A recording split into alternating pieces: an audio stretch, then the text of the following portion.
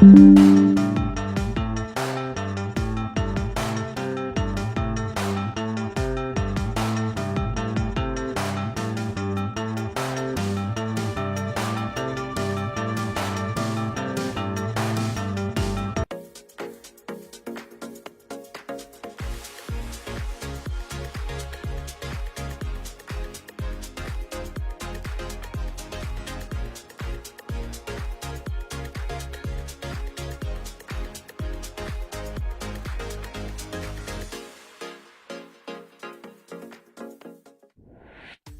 and welcome to BOA's Red Carpet. My name is Jackson Vunganyi.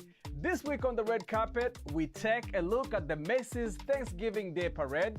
We celebrate the birthday of iconic American guitarist and songwriter Jimi Hendrix and how Kenyan street-style snappers are reclaiming the heart of Nairobi. Those stories and more right here on the Red Carpet. Let's go!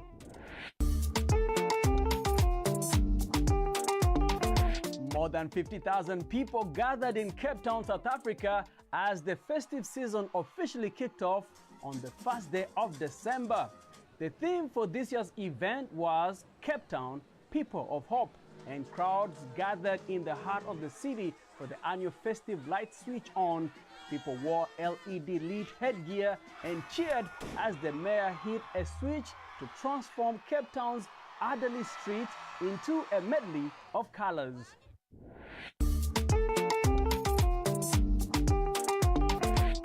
For nearly 100 years, Americans have enjoyed watching the Macy's Thanksgiving Day Parade.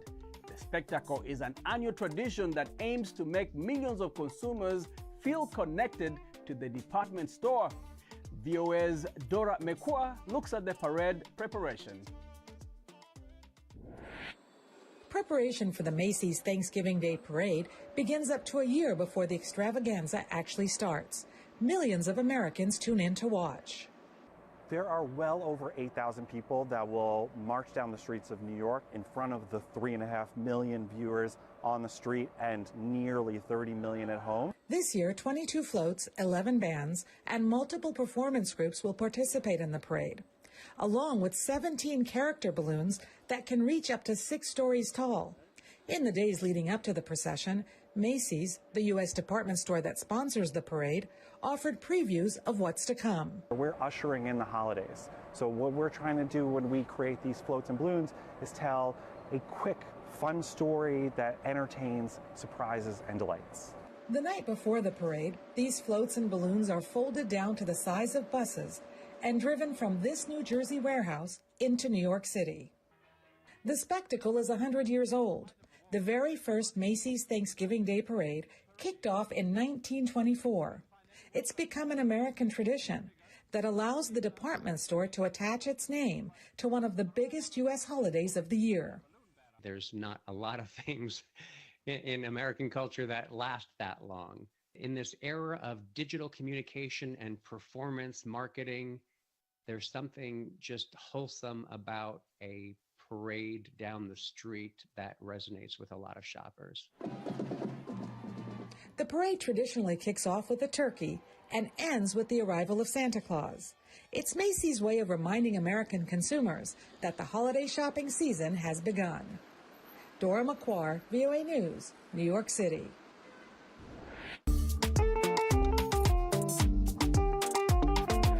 November 27th marked the birthday of iconic American guitarist and songwriter Jimi Hendrix.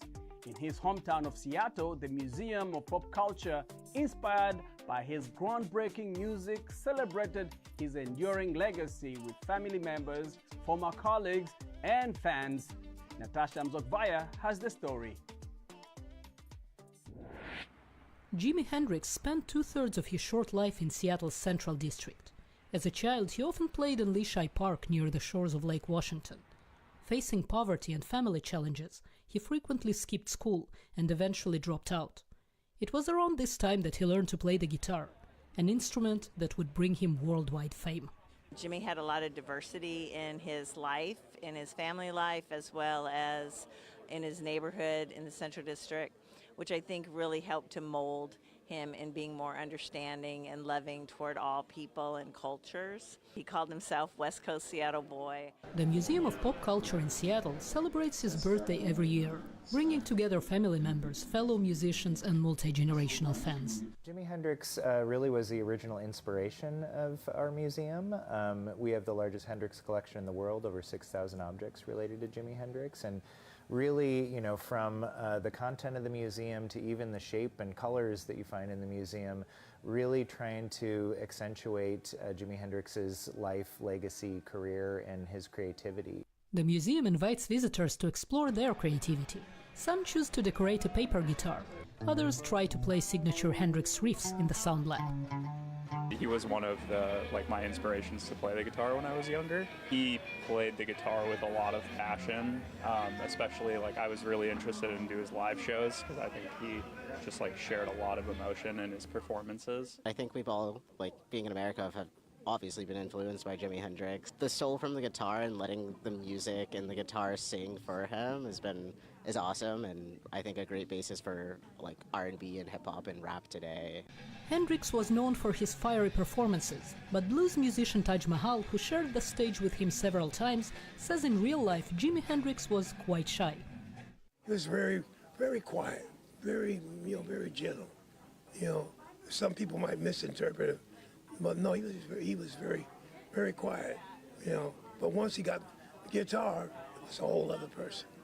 And I don't think we'll have another one like that, ever. He's one. It was like guitar before Jimmy, guitar after Jimmy.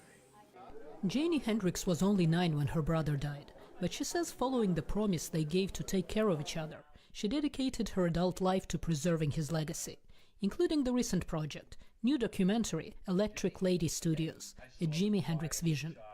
His music has been the soundtrack definitely of my life and so many of other people's lives. Kids, young people, adults, they have all been touched by Jimmy's music in a different way.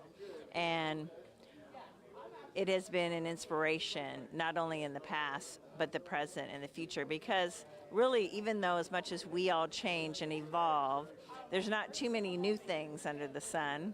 But Jimmy's music has been really the guiding light for a lot of people. The current 7th Jimi Hendrix exhibition at the Museum of Pop Culture focuses on the peak of his touring career, when he played more than 500 concerts in 15 countries.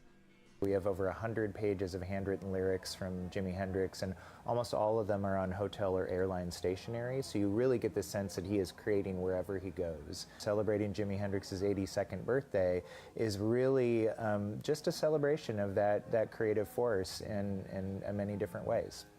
For his fans in Seattle and worldwide, the journey continues as his music lives on. Natasha Mozgovaya, VOA News, Seattle.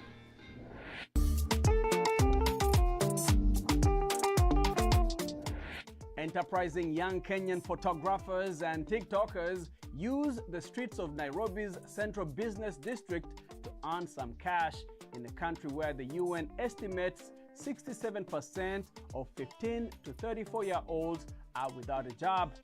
For some, like photographer Alex Okwomi, his street venture has also opened doors to other jobs like doing fashion shoots. For others, aside from the monetary gains, it's also an opportunity to showcase their talent online. Alex Okomwi trains his lens on his latest clients, the 2 young women whose identical dresses will make a striking photo as they pose against the photogenic skyline of Nairobi's central business district. Okomi is among dozens of young snappers who have seized on a government decision in 2022 to lift restrictions on photography in the central business district and promote the creative economy. I operate in open air market. In Swahili it's called soko hewani. So you just approach people, random people walking in the street. You approach them, you sweet talk them. You must have that good language to convince them. And most of the time, our potentials are those people who are having good attire, like you have that sense of fashion. They allow us because the youth don't have work opportunities. So we employ ourselves, the talent. So they allow us and we showcase our talent, what we have. The colorful streets are also teeming with teenage TikTokers whose cameras capture the hypnotic routines to the bass beats of urban tone, a popular Kenyan music genre. It's a form like you just don't have to sit and be idle. You can come, do something, then make people happy with your content. Yeah, you might make someone who's sad happy by your dance or your content. Yeah. Lemmy, who only shared his first name, said he hopes to use his videos to help push Kenya and African music to the world. If I'm doing a content about art and the art is about poor governance, for example, then someone sees the content and they'll be like, he does something positive in his own capacity to change the world. That's what I'm doing. I create art that impacts other people to do the same.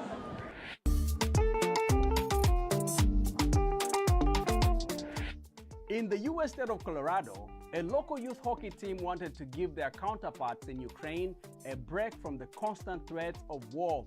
So they invited a Ukrainian hockey team to come to America to play in a tournament. Svetlana Pristinska has the story, narrated by Anna Rice. Alexander Panfilov is one of 11 members of a Ukrainian youth hockey team called Kryzhinka that came to Denver, Colorado to take a break from the war dragging on back at home and hit the ice with some American players. I loved how warm they welcomed us, with hugs. In the US, preparing for the game, the ceremony itself is so much more beautiful. We also went golfing, we went on hikes, went to the Air Force base. The idea to bring the Ukrainian youth hockey team to Denver belongs to Ivan Benilevsky, a former professional hockey player who moved to the United States from Ukraine 13 years ago and has been working as a coach in Colorado at the Arapahoe Warriors Youth Hockey Club. In 2024, he suggested organizing a competition between local Colorado teams and Ukrainian teams. Ці ігри – це дуже важливо для дітей. These games are very important for children, but that's not the main thing. What's really important is they get a little rest from the terrible and sadly everyday events in Ukraine. To give them a break, give them positive emotions in this difficult time. It took the Ukrainian athletes a few days to get to Denver from Kyiv. From Kyiv, we headed to Warsaw, and from there to Denver. It was tiring to fly for so long, but it was fun. I couldn't wait to arrive. I'm 14. I've been playing hockey for 10 years now. First, I played with my dad, then joined a professional team.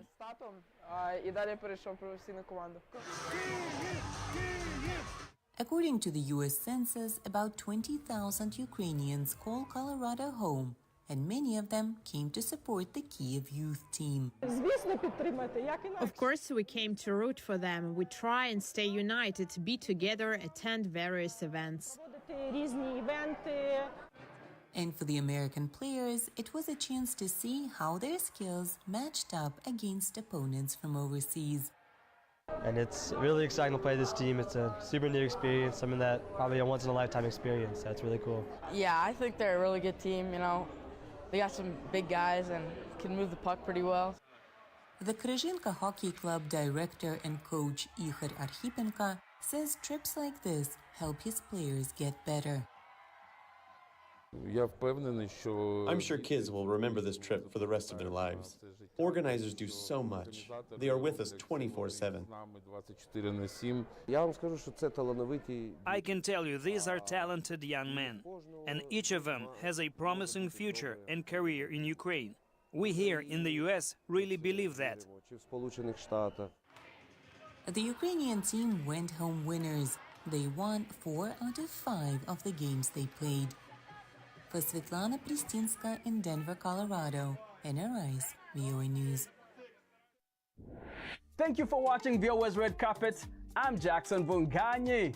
For more entertainment news, remember to check us out at voaafrica.com. We are also on Facebook, on Instagram, and on YouTube. Don't forget to like, to share, and to subscribe. Until next time, goodbye everyone.